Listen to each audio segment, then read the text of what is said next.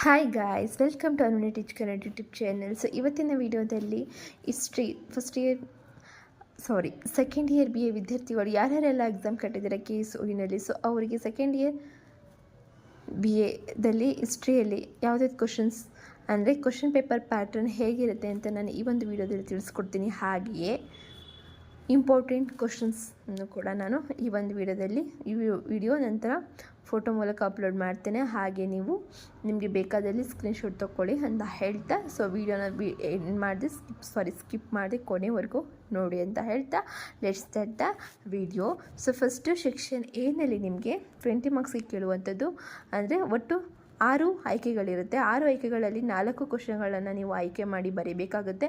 ಒಂದೊಂದಕ್ಕೆ 5 marks. ಹಾಗೆ 5 marks ನನಗೆ ನಿಮಗೆ 20 ಮಾರ್ಕ್ಸು ಸೆಕ್ಷನ್ ಎಯಿಂದ ಸಿಗುತ್ತದೆ, ಸರಿನಾ?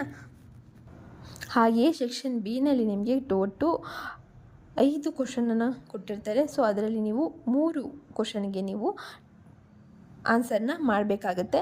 ಸೊ ಒಂದೊಂದು ಕ್ವಶನ್ಗೆ 10 ಮಾರ್ಕ್ಸ್ ಇರುತ್ತೆ. Total 30 marks. ಸೆಕ್ಷನ್ ಎ ಇಂದ 20 ಮಾರ್ಕ್ಸ್, ಸೆಕ್ಷನ್ ಬಿ ಇಂದ 30 ಮಾರ್ಕ್ಸ್, ಟೋಟಲ್ 50 ಮಾರ್ಕ್ಸ್ ಬರುತ್ತೆ.